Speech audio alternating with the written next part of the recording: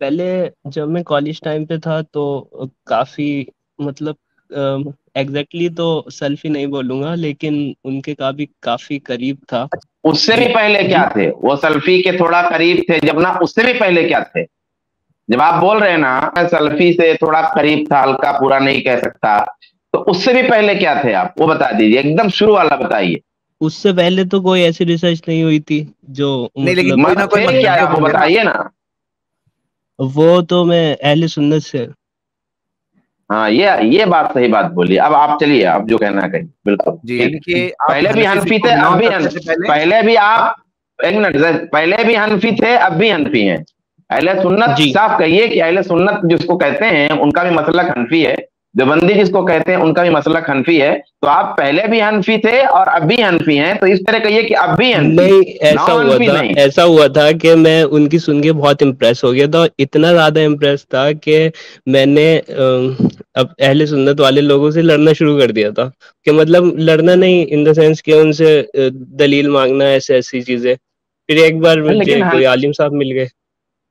ٹھیک ہے، لیکن حنفی تو تو یعنی تھے نا آپ آپ. توحید کے ٹاپک پہ تو کلیئر ہو نا، اہل حدیثوں کی تعلق کی وجہ سے توحید آپ کی کلیئر ہے. آپ کس کے بارے میں بات کرنا چاہ رہے ہیں؟ نہیں، تھوڑے تقلید کے بارے میں کوشچن تھے، ہاں تو اور ٹھیک ہے، اگر کبھی یعنی کہ باقی میں ٹائم سمجھتا ہوں ملے ابھی گا. آپ درگاہ پرستی وغیرہ نہیں کرتے ہیں، ہے نا؟ کب درگاہ پہ نہیں آنا نہیں چڑھاوا. نہیں، لیکن ایسا پہلے کچھ نہیں. آپ اس موقف کے تھے، آپ اہل حدیثوں میں جب قریب ہوئے تو تبھی آپ نے شرک چھوڑا تھا یا پہلے ہی چھوڑ دیے تھے؟ نہیں، پہلے سے ہی نہیں جاتے تھے، لیکن مطلب پہلے سے ہی نہیں جاتے جانا تھے، اس میں ایک کچھ بات نہیں. ہے کہ کیئرلیس کوئی ہے، لیکن ایک ہے غلط ماننا. آپ غلط مانتے تھے پہلے، ابھی آپ غلط مانتے ہیں نا، اسی لیے آپ تقلید پہ بات کرنا چاہ رہے ہاں، ہیں. وہ چادر چڑھانا جی، اور ویسا سب تو اس کو ابھی چلو بھی بہت اچھا ہے. مطلب جائز ابھی ہے. امید کرتے ہیں کہ آج انشاءاللہ آپ کا یہاں کا بھی کوئی سوال کلیئر ہو. تو آپ نے کہا کہ آپ کو کچھ سوال ایسے پوچھے وہ لوگوں نے، یعنی احناف نے، یعنی حنفی سائڈ جی سے آپ کو کچھ ایسے سوال پوچھے گئے، وہ سوالات کی وجہ سے آپ حنفی بن گئے. تو میں بہت جی جی. کیورس ہوں کہ آپ کو کون سا سوال پوچھا گیا اور کون سا سوال اتنا امپورٹنٹ تھا آپ کے لیے. آپ ضرور وہ سوال پوچھیے یہاں پر. ہاں جی بالکل جی، بتائیے. انہوں نے یہ بتایا تھا کہ عام آدمی قرآن حدیث سے ڈائریکٹ مسئلہ نہیں نکال سکتا، ٹھیک ہے، اور اگر وہ ڈائریکٹ مسئلہ نہیں نکال سکتا تو مجتہد کو فالو کرنے میں کیا دقت ہے. مطلب جب سب لوگ یہی مانتے ہیں، آپ لوگ بھی یہی مانتے ہیں کہ عام آدمی خود سے ریسرچ نہیں کر سکتا، جس کو عربی نہیں آتی ہے یا نہیں آتی ہے، تو وہ اگر تابع امام کو فالو کر لے تو اس میں دقت کیا ہے؟ عام آدمی قرآن و حدیث سے مسئلہ نہیں نکال سکتا. کیا عام آدمی حنفی کتابیں پڑھ کر کے خود امام ابو حنیفہ کا قول نکال سکتا ہے؟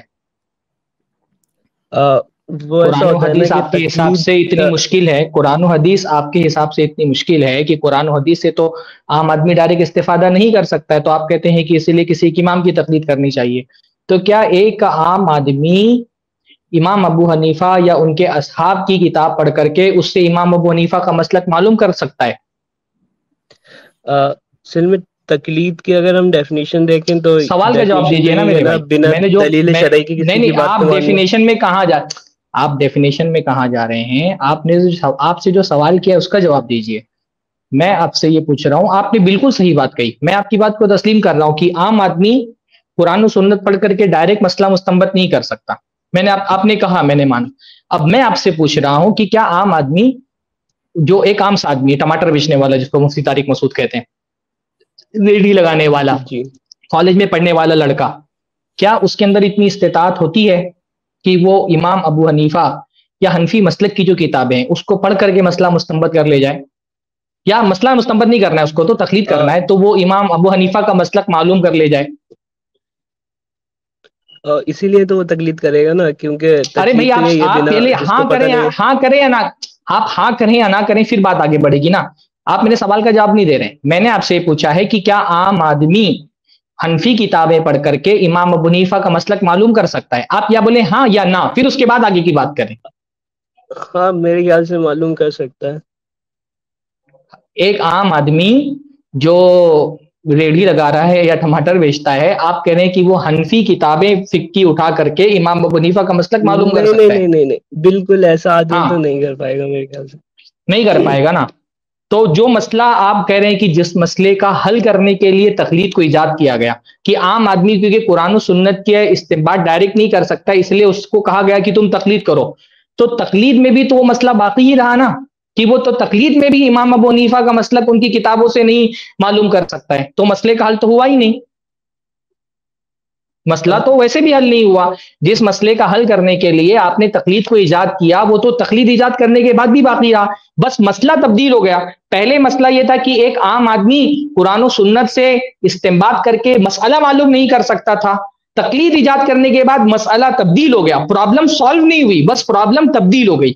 تقلید ایجاد کرنے کے بعد پرابلم یہ ہو گئی اس کی کہ پہلے اس کو قرآن و سنت سے مسئلہ مستنبط کرنا تھا، وہ نہیں کر پا رہا تھا، اب اس کو امام ابو حنیفہ کا مسلک معلوم کرنا ہے اور وہ نہیں کر پا رہے۔ تو تقلید جس علاج کے لیے ایجاد کی گئی وہ علاج تو اس مرض کا ہوا ہی نہیں۔ وہ تو پھر عالم کے پاس جائے گا نا، عالم اس کو سمجھا دے گا کہ کیا عالم کے پاس عالم کے پاس جا کے کیا بولے گا؟ عالم کے پاس جا کے بولے گا کہ مجھے بتاؤ کیسے، کیا مطلب جو بھی جیسے نماز کا طریقہ معلوم کرنا ہے تو کیسے پڑھنی ہے، تو عالم کے پاس جا کر کے بولے گا کہ مجھے بتاؤ کہ امام ابو حنیفہ کے مسلک کے مطابق نماز کیسے پڑھنی ہے، یہ بولے گا وہ، عالم کیونکہ وہ تقلید کر رہے ہیں، ہوگا وہ اس حساب سے بتا دے گا۔ مطلب جو بھی مطلب اگر مقلد ہے، اگر وہ حنفی مقلد ہے تو حنفی مقلد یہی جا کر کے بولے گا نا کہ آپ مجھے امام ابو حنیفہ کے مسلک کے مطابق بتاؤ نماز کیسی پڑھنی ہے، یہی بولے گا نا وہ مقلد جا کر کے اپنے مفتی سے، اور اس کا مفتی اس کو بتائے گا کہ امام ابو حنیفہ کے مسلک کے مطابق نماز ایسی پڑھنی ہے، ایسا ہی ہوگا نا۔ تو اگر یہ اپنے مفتی کے پاس جا کر کے، دیکھو مسئلہ تو ویسے بھی اس کے پاس باقی تھا کہ وہ قرآن و سنت سے ڈائریکٹ مسئلہ مستنبط نہیں کر سکتا تھا، اس لیے اس کو مفتی کے پاس جانا پڑا، اور مفتی کے پاس جا کر کے وہ اپنے مفتی سے یہ کہہ رہا ہے کہ مجھے امام ابو حنیفہ کے مسلک کے مطابق بتاؤ کہ نماز کیسے پڑھنی ہے۔ تو اس مسئلے کا حل تقلید ایجاد کرنے سے کہاں ہوا؟ تقلید نہیں ایجاد کی جاتی اور وہ آدمی مفتی کے پاس جاتا، یہ خود تو قرآن و سنت کو نہیں سمجھ سکتا ہے، اس سے مسئلے مستنبط نہیں کر سکتا ہے، پر جو مفتی ہے وہ تو قرآن و سنت کو کے مسائل کو مستنبط کرنے یا کم سے کم اتنی صلاحیت رکھتا ہے کہ اگر کسی مسئلے میں اختلاف ہے تو دلیلوں کی بنیاد پر کون سا قول راجح ہے کون سا قول راجح نہیں ہے، اتنا سمجھنے کی صلاحیت تو وہ مفتی رکھتا ہی تھا۔ تو بجائے تقلید ایجاد کرنے کے یہ کیا جاتا کہ ایک عامی سے کہا جاتا تو مفتی کے پاس جاؤ اور اس سے یہ پوچھنے کے بجائے کہ امام ابو حنیفہ کا مسلک کیا ہے، اس سے یہ پوچھو کہ قرآن و سنت میں نماز پڑھنے کا کیا طریقہ بتایا گیا، یہ پوچھو، اور مفتی اس کو امام ابو حنیفہ کا مسلک بتانے کے بجائے یہ بتاتا کہ قرآن و سنت میں نماز پڑھنے کا یہ طریقہ بتایا گیا ہے، تو یہ مسئلہ، یہ حل زیادہ بہتر ہوتا نا اس کا۔ جی مگر دقت تو یہ ہے نا کہ آپ لوگ بولتے ہیں کہ امام ابو حنیفہ کا طریقہ جو ہے وہ قرآن اور حدیث کے خلاف ہے، مگر وہ تو دلیلیں دے دیتے ہیں نا کہ امام ابو حنیفہ کے طریقے کس نے کہا دلیلیں موجود ہیں؟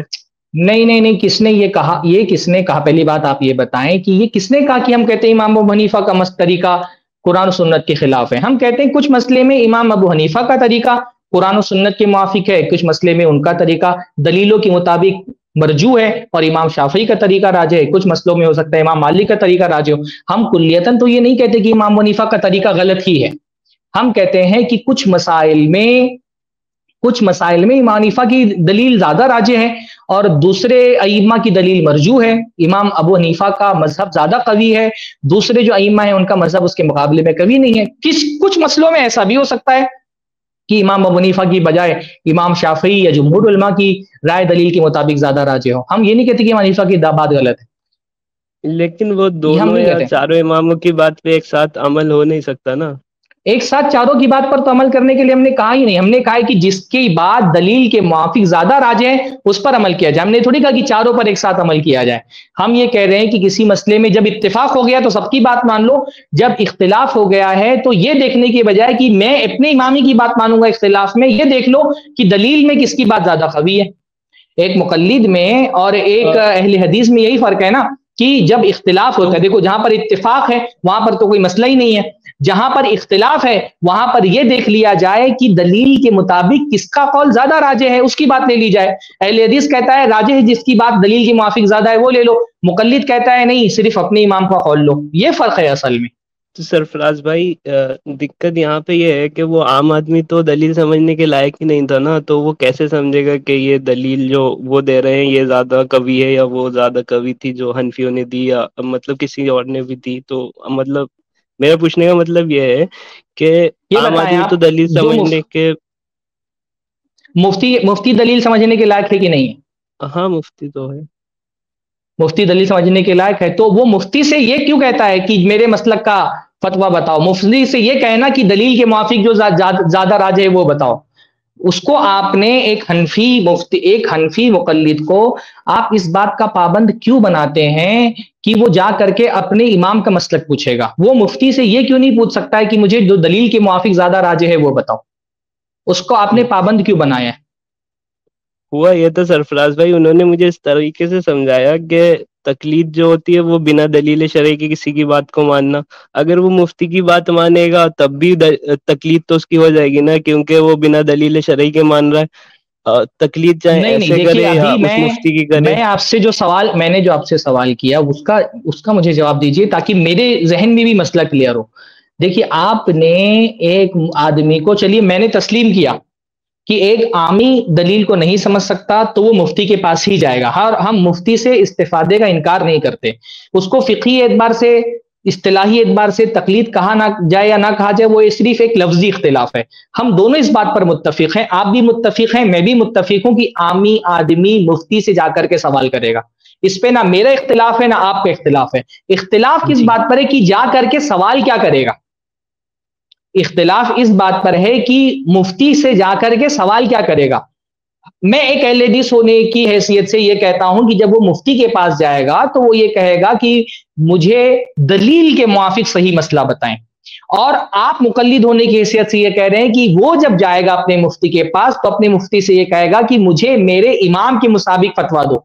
اب میں یہ کہہ رہا ہوں بھائی، آپ مجھ سے پوچھیں نا کہ آپ نے ایک عامی کو یہ کیوں کہا کہ وہ دلیل کے موافق فتویٰ طلب کرے، تو میں کہوں گا کیونکہ دلیل کی اتباع کا اللہ، اس کے رسول صلی اللہ علیہ وسلم کی اطاعت کا حکم دیا گیا ہے، تو جتنا اس کے اندر علمی استطاعت ہے اتنا وہ کوشش کرے گا کہ میں اللہ اس کے رسول کی استطاعت کروں۔ اب اس کے اندر تحقیق کی اتنی استطاعت تو نہیں ہے، پر اتنی استطاعت ہے، وہ قرآن و سنت سے ڈائریکٹ مسئلہ مستنبط نہیں کر سکتا، اس میں وہ محروم ہے، اس وجہ سے مجبوری میں اس کو مفتی کے پاس جانا پڑ رہا ہے، پر اس کے اندر اتنی استطاعت تو تھی نا کہ جو مفتی قرآن و سنت سے مسئلہ مستنبط کر سکتا ہے، یا پھر یہ کہ اگر کسی مسئلے میں اختلاف ہے تو اس اختلاف میں وہ دلیلوں کی قوت اور طاقت کو جانچ سکتا ہے، تو وہ جا کر کے اپنی استطاعت کے مطابق کوشش کرے کہ میں دلیل ہی کی اتباع کروں، تو وہ مفتی سے جا کر کے کہہ رہا ہے براہ کرم مجھے قرآن و سنت کی روشنی میں میرے مسئلے کا حل بتائے، کیونکہ قرآن و سنت کی اتباع کا اللہ نے حکم دیا ہے، تو ہم جو چیز واجب کر رہے ہیں مستفتی پر اس کی ہم دلیل دے رہے ہیں۔ آپ کہہ رہے ہیں کہ نہیں، وہ جو ایک بندہ ہے عامی، وہ جب مفتی کے پاس جائے گا تو وہ دلیل کے موافق مسئلہ نہیں پوچھے گا بلکہ اپنا مسلک وضاحت کرے گا کہ میں حنفی مسلک کا ہوں اور براہ کرم مجھے حنفی مسلک کے مطابق فتویٰ بتاؤ۔ شافعی عامی ہے، وہ شافعی مفتی کے پاس جائے گا تو شافعی مفتی سے کہے گا براہ کرم مجھے شافعی مسلک کے مطابق فتویٰ بتاؤ۔ تو یہ جو آپ نے ایک عامی پر ایک مذہب کو پابند رہنے کا فریضہ عائد کر دیا کہ وہ اپنے مذہب سے باہر نہیں جا سکتا، اس کی کیا دلیل ہے؟ وہ سرفراز بھائی ایک مذہب پہ اس وجہ سے رہا جاتا ہے کیونکہ دو ایک ساتھ فالو نہیں کیے جا سکتے، جیسے مان لیے امام ابو حنیفہ اور امام شافعی کا مانتے ہیں، ایک ایگزامپل چھوٹا سا، جیسے وضو کا مسئلہ ہے تو امام ابو حنیفہ کے اس میں فقہ میں وہ 1/4 سر کا وضو، مطلب 1/4 سر کا مسح فرض ہے، اور امام شافعی کے فقہ میں 3 بال کا بھی وضو ہو جائے گا، تو اگر امام شافعی والے طریقے سے وضو کر رہا ہے تو امام ابو حنیفہ کے نزدیک اس کا وضو نہیں ہوا۔ یہ جیسے عصر کی نماز کا مسئلہ ہے، وہ امام شافعی والے مسئلے فقہ میں جلدی شروع ہو جاتی ہے اور امام ابو حنیفہ والے فقہ میں تھوڑی دیر سے شروع ہوتی ہے عصر کا ٹائم، اور دونوں کے پاس اپنی اپنی دلیلیں موجود ہیں، دونوں دلیلیں دونوں طرف سے دے دیتے ہیں، تو اس میں عام آدمی کیا کرے گا؟ پھر تو کسی ایک کو سلیکٹ کرنا پڑے گا نا۔ تو ہم بھی تو یہی بول رہے ہیں کہ ایک مسئلے میں اگر کسی ایک کو سلیکٹ کیا تو اس پر یہ کیوں لازم کیا جا رہا ہے کہ ہر مسئلے میں اسی کو سلیکٹ کرے گا؟ مان لو بھائی ابو حنیفہ کا مسلک زیادہ صحیح لگ رہا ہے تو اس پر یہ کیوں لازم ہے کہ فجر کے مسئلے میں بھی وہ امام ابو حنیفہ کے مسلک کو فالو کرے؟ ایسا کیوں نہیں ہو سکتا؟ مطلب اس میں کیا غلط ہے؟ جیسے اہل حدیث کے یہاں پر جیسے وضو کے مسئلے میں جیسے بھی میں نے بتایا کہ حالت 3 حیض کا انتظار کرے گی یا 3 طہر کا انتظار کرے گی، تو ایک مسئلے میں ہم کو امام ابو حنیفہ کی رائے زیادہ صحیح لگتی ہے تو اس مسئلے میں ہم نے امام ابو حنیفہ کی رائے لے لی۔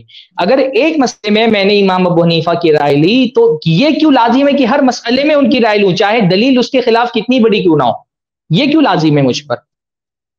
ٹھیک ہے, ایک ہی مسئلے میں آپ دو, اگر ایک ہی مسئلے میں آپ بول رہے ہیں کہ ایک مسئلے میں دو الگ الگ ائمہ کو فالو نہیں کر سکتا ہے, بات سمجھ میں آتی ہے. اگر دو ائمہ کو فالو نہیں بھی کر سکتا ہے تو بھی وہ چوز کس بنیاد پر کر رہا ہے, یعنی ایک مسئلے میں امام ابو حنیفہ کو چھوڑ کر کے امام شافعی کو لے رہا ہے, اور ایک مسئلے میں تو امام شافعی کو کیوں لے رہا ہے, وہ اس مسئلے میں اس نے امام ابو حنیفہ کو کیوں چھوڑا ہے, صرف اس وجہ سے کیونکہ وہ شافعی ہے. یہ میں آپ کا سوال نوٹ کر لیتا ہوں, ایک بار میں ان سے بھی پوچھ لوں گا, پھر اگر آگے آپ اچھا, کبھی ایک ٹائم سوال دیں یہ گے پوچھیے. دیکھیے ہم کیا کہتے ہیں, ہم کہتے ہیں کہ کسی مسئلے میں جہاں پر آپ کو دو میں سے کسی ایک امام سے آپ کی ایک ہی امام کی رائے آپ کو لینی ہے, ہم یہ کہتے ہیں کہ اس میں آپ کا جو انتخاب ہے اس کی بنیاد میرا مسلک نہیں, قرآن و سنت ہونا چاہیے. آپ اپنی حد تک کوشش کریں کہ میں دلیل کو فالو کروں. آپ پر اللہ تعالیٰ نے اپنی استطاعت بھر تحقیق اللہ تعالیٰ نے واجب کی ہے. جہاں آپ کی تحقیق استطاعت نہیں رہ جاتی ہے وہاں اللہ رب العالمین نے آپ پر کوئی چیز واجب نہیں کی ہے. بھائی مجبوری میں تو انسان کے لیے مردار کھانا بھی حلال ہے, لیکن اگر کسی کے پاس اتنی طاقت ہے تحقیق کی کہ کم سے کم میں اپنے مفتی سے جا کر کے بول دوں کہ بھائی مجھ کو دلیل کے مطابق فتویٰ دینا, کسی امام کے مسلک کے مطابق فتویٰ نہیں دینا, تو میں اپنی حد تک کہ میری اتنی استطاعت کہ میں نے اتنی تحقیق کی, اس سے آگے کہ اللہ تعالیٰ نے مجھ پر واجب نہیں کی. دوسرا سوال میرا یہ ہے کہ اگر ایک مسئلے میں مان لی کہ میں نے امام ابو حنیفہ کی رائے لے لی اور ان کا مسلک میں نے لے لیا, تو مجھ پر یہ کیوں لازم ہے کہ ہر مسلک میں امام ابو حنیفہ ہی کی رائے لوں گا اور ان کے مسلک کے باہر ہی نہیں جا سکتا؟ یہ کس نے مجھ پر واجب کیا ہے, ایک عامی کی حیثیت سے مجھ پر کس نے واجب کیا ہے؟ یہ میں اگر آپ نیکسٹ ٹائم موقع دیں گے تو میں پوچھ بہتر ہے, کراؤں گا. بہت اچھی بات ہے, بہت اچھی بات آپ سے ہوئی الحمدللہ. اللہ تعالیٰ خوب برکت دے. میں انتظار کروں گا انشاءاللہ تعالیٰ. اگر اگلے منگل کو میں موجود رہا, میں سفر پر ہوں, کنفرم نہیں بتا سکتا ہوں, لیکن میں موجود رہا تو ہم لوگ انشاءاللہ ان دو سوالوں پر اپنے گفتگو کا اگلی مرتبہ آغاز کریں گے. میں بہت دل سے خوشی ہوئی کہ ہم لوگ اتنی نرمی سے بات کی, آپ نے بھی بہت سمجھداری کا ثبوت دیا. دیکھیے ہمارے پاس جو بات کرنے کے لیے آتا ہے نا اس سے ہم بات کرتے ہیں, جو مناظرہ کرنے کے لیے آتا ہے اس سے مناظرہ کرتے ہیں. آپ افہام و تفہیم کے لہجے میں بات کر رہے تھے تو بہت اچھی بات ہوئی الحمدللہ. اللہ تعالیٰ خوب برکت دے. بارک اللہ فیکم. جزاک اللہ خیرہ, بارک اللہ فیک. ایک صاحب کہہ رہے ہیں کہ اہل حدیث بغیر پہندی کے لوٹے ہیں, کبھی ادھر کبھی ادھر. کمنٹ میں ایک صاحب نے لکھا ہے بھائی اگر ایک مسلک میں ایک امام کے قول کو چھوڑ کر کے دوسرے امام کے قول کو لینا, اس کو بغیر پہندی کا لوٹا ہونا کہتے ہیں, تو آپ بھی تو اپنے مسلک کے اندر بغیر پہندی کے لوٹے ہیں. میں 10 مسائل آپ کو بتاؤں جس میں امام ابو حنیفہ کی رائے الگ ہے, اور اس مسئلے میں آپ امام ابو حنیفہ کو چھوڑ کر کے صاحبین کی رائے لیتے ہیں, تو آپ بھی بغیر پہندی کے لوٹے ہیں. چہرے کے پردے کے بارے میں ذرا معلوم کریں کہ امام ابو حنیفہ کی رائے کیا ہے, اور دیکھیں کہ آپ کے علماء کس کی رائے پر فتویٰ دیتے ہیں. امام ابو حنیفہ کا چہرے کا پردہ نہیں ہے, تو آپ اپنی عورتوں کو کل سے چہرے کا پردہ کروانا منع کر دیں, کہہ دیں کہ واجب نہیں ہے, مستحب ہے. اگر آپ اپنے مسلک کے اندر رہ کر کے بغیر پردے کا لوٹا بن سکتے ہیں, 10 مسائل ہیں. ابھی جمعہ کے خطبے کے بارے میں نے بتایا کہ جمعہ کا خطبہ غیر عربی زبان میں ہو سکتا ہے. اس پہ امام ابو حنیفہ کی رائے یہی ہے کہ غیر عربی زبان میں, اگرچہ کہ وہ قادر بھی ہو عربی بولنے پر, پھر بھی غیر عربی زبان میں وہ جمعہ کو خطبہ دے سکتا ہے. امام ابو حنیفہ کی رائے ہے, لیکن احناف جو ہے اس رائے کو چھوڑ کر کے صاحبین کا فتویٰ لیتے ہیں, اور کتنے مسائل میں صاحبین کی رائے چھوڑ کر کے امام حنیفہ کا فتویٰ لے لیتے ہیں. ابھی پچھلی مرتبہ جو مسئلہ چھیڑا تھا عصر کی نماز کا, کہ وقت کا مسئلہ, اس میں صاحبین کی رائے کی عصر کی نماز ایک مثل پر ہو جاتی ہے, تو اس میں آپ چھوڑ کر کے اپنے صاحبین کو اور امام ابو حنیفہ کا فتویٰ لے لیتے ہیں. گستاخی رسول کی سزا قتل ہے کہ نہیں, امام حنیفہ کی رائے کی وہ قتل نہیں ہے. گستاخی رسول کی سزا قتل نہیں ہے. وہ کہتے ہیں کہ کافر کو قتل نہیں کیا جا سکتا ہے, تو گستاخی تو اس سے کم تر جرم ہے, تو اس کو کیوں قتل کیا جائے گا. لیکن دوسرے آپ کے ائمہ کے رائے کی روشنی میں گستاخی رسول کو قتل کی سزا حنفی علماء دیتے ہیں. تو اگر اس وجہ سے کہ ہم بعض مجتہدین کی رائے دلیل کی بنیاد پر چھوڑ کر کے دوسرے مجتہدین کی رائے لے لیتے ہیں, آپ ہم کو بغیر پہندے کا لوٹا بول رہے ہیں, تو یہ بغیر پہندے کے لوٹے آپ بھی ہیں بھائی. آپ بھی اپنے مسلک کے درمیان رہ کر کے کبھی امام حنیفہ کو لے لیتے ہیں, کبھی امام ابو یوسف کو لیتے ہیں, کبھی محمد بن حسن الشیبانی کو لے لیتے ہیں. تو اس کا جواب دینا بھی. اس کلپ کی فل ویڈیو دیکھنے کے لیے ہمارے چینل پر ضرور آئیں. آئی پلس ٹی وی نے ایک نیا یوٹیوب چینل شروع کیا ہے جس کا نام ہے آئی پلس ٹی وی اختلاف کا حل. اس چینل پر صرف اختلافی مسائل پر ویڈیوز آئے گی, لیکن دلائل کے ساتھ اور بھائی چارگی کے ساتھ. آپ کو میں دعوت دیتا ہوں کہ آپ بھی ہمارے اس چینل کو سبسکرائب کریں, ہماری ویڈیوز کو شیئر کریں, اور نوٹیفیکیشن آئیکن کو آل سلیکٹ کریں تاکہ آپ کو ہماری ویڈیوز کا نوٹیفیکیشن مل سکے. جزاک اللہ خیر, والسلام علیکم ورحمۃ اللہ.